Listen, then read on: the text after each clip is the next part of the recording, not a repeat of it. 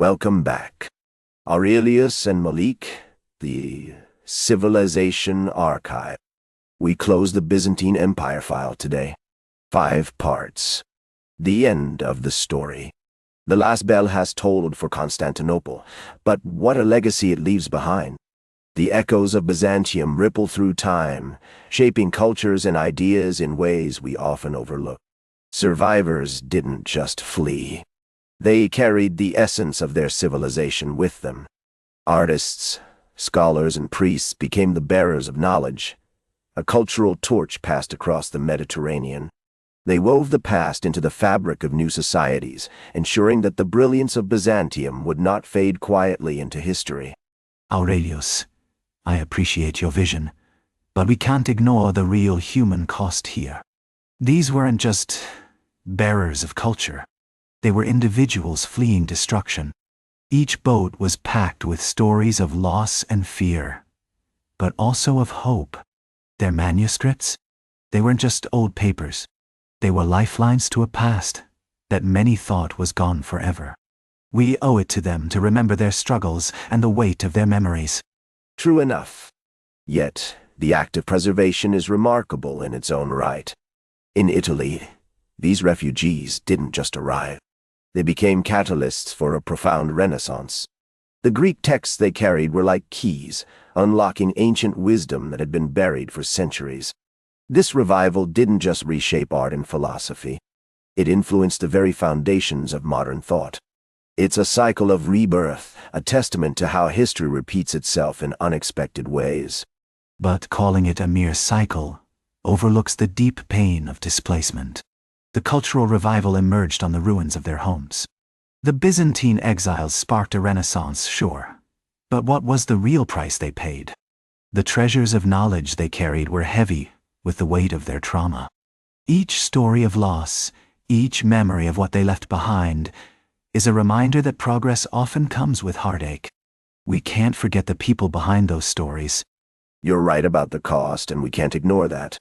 Still, the Orthodox Church emerged as a cornerstone of Byzantine identity. Cut off from the imperial center, it found new strength and purpose. In Moscow, the onion domes rose majestically, symbols of faith and continuity. This resilience didn't just hold the faith together. It transformed a scattered people into a cohesive identity. We see how these cultural symbols can unite and fortify communities, even in trying times. Resilience is admirable, but it also highlights a deep need for survival. The Orthodox Church became a refuge for many during tough times, but let's not romanticize it too much.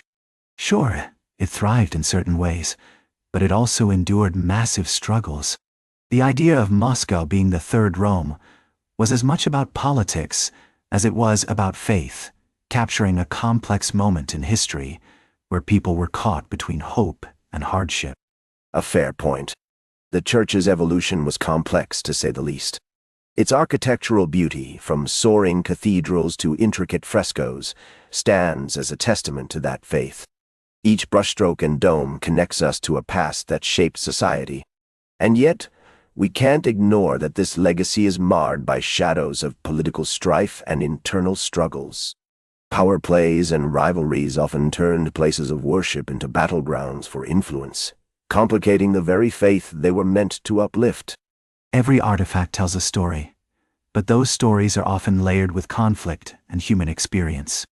The archaeological remains remind us of Byzantium's incredible ingenuity, yet they also reflect the deep tumult that came with it. The walls of Istanbul, the stunning mosaics of the Hagia Sophia, each one whispers of glories and profound losses.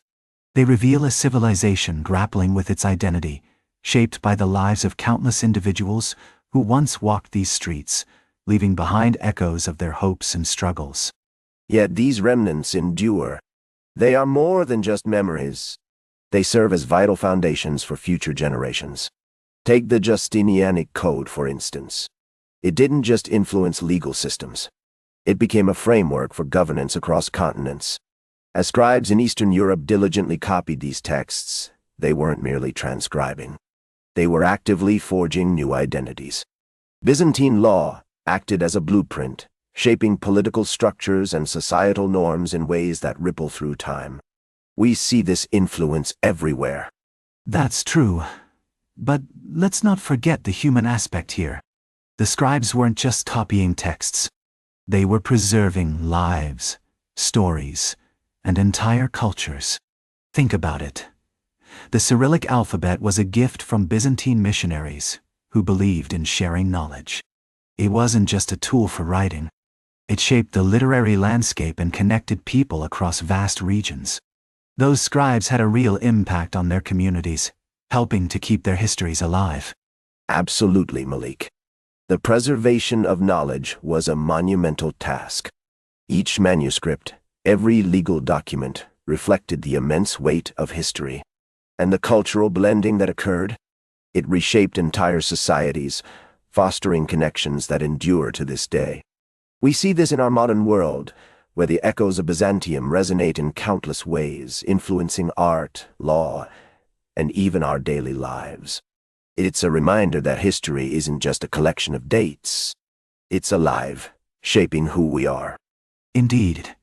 And that spirit of Byzantium is not confined to the past. It thrives in the traditions, the arts, and the enduring faith of millions. The legacy is alive, a fusion of cultures that reminds us of our shared humanity. As we reflect on this history, we see a tapestry woven with resilience and hope. As dusk settles behind Istanbul's domes, the echoes of Byzantium linger in the air. This city is a bridge between ancient and modern, East and West. Its story is one of survival and cultural fusion where knowledge is pursued relentlessly. We see how this legacy is not just a memory. It actively shapes our world today. Each stone, each street tells a tale of resilience and adaptation, reminding us that history is alive and breathing, influencing our lives in ways we often overlook. And that closes the Byzantine Empire file.